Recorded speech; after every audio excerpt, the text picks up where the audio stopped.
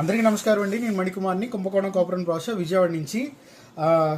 ఎప్పటి నుంచి అడుగుతున్నారు రావణ మహర్షి స్టాట్యూ గురించి. సో వాళ్ళ కోసం ప్రత్యేకంగా చూపిస్తున్న మనకి అంగుష్టంలో వచ్చిన రమణ మహర్షి స్వామివారిది మనకి విగ్రహం అనమాట. చక్కగా డైలీ ఇంట్లో పెట్టుకోవడానికి అది చక్కగా టేబుల్ టాప్ అవ్వచ్చు, లేదంటే మన కార్ డాష్ బోర్డ్ మీద అవ్వచ్చు, లేదంటే ధ్యాన మందిరం అవ్వచ్చు, పూజా రూమ్ అవ్వచ్చు. ఎక్కడైనా సరే రావణ మహర్షి స్వామివారి ఒక విగ్రహం అనమాట, పంచలోహంలో.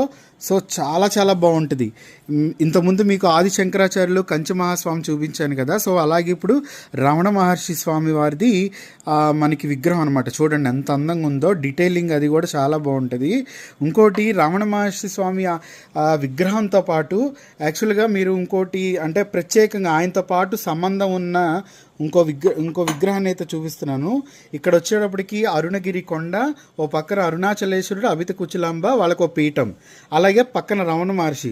వీళ్ళిద్దరిని అంటే ఇది సెట్గా తీసుకుని పెడితే చాలా బాగుంటుంది. ఎందుకంటే కాన్సెప్ట్ రిలేటెడ్. యాక్చువల్గా రమణ మహర్షి ఆయన స్వామివారు ఎందుకంటే ఇక్కడ స్వామివారితో పాటు అన్నామలై ఉన్నారు, ఆది అంటే అరుణాచలేశ్వరుడు ఉన్నాడు, అలాగే అభిత కుచలాంబ ఉంది, ఇక్కడ అరుణగిరి కొండ ఉంది, అలాగే తూర్పు రాజగోపురం ఉంది, అలాగే ఇక్కడ రమణ మహర్షి స్వామి కూడా ఉన్నారు. సో చక్కగా ఇలా పెట్టి మనం అలంకారం చేసుకుని చక్కగా ఇలా సెట్టుగా కూడా పూజ చేసుకోవచ్చు.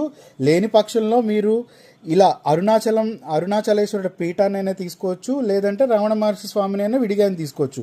కానీ ఇది కూడా కొత్తగా వచ్చింది, రమణ మహర్షి స్వామితో పాటు ఈ పీఠం కూడా. ఇక్కడ మళ్ళీ క్లియర్గా చెప్తాను చూడండి. వెనకాల కొండ ఫామ్ హిల్, ఎదర రాజగోపురం, అలాగే వాళ్ళ ఎదరొచ్చేటప్పటికి స్వామివారు అమ్మవారు, కింద పీఠం అనమాట. సో ఇది కూడా కొత్త మోడల్. అలాగే పక్కన రమణ మహర్షి స్వామి. సో ఈ రెండు పెట్టుకుంటే చాలా బాగుంటుంది అనేది నా ఉద్దేశం. మీ ఇష్టం అండి, మీరు సింగిల్గా అయినా తీసుకోవచ్చు, లేకపోతే కలిసి అయినా తీసుకోవచ్చు. సో ఇవి కూడా పంచలోహాల్లో వస్తున్నాయి నిత్య పూజకే. అలాగే చక్కగా మనం అభిషేకం చేసుకోవడానికి కూడా చాలా బాగుంటాయి. సో ఇదొక కలెక్షన్.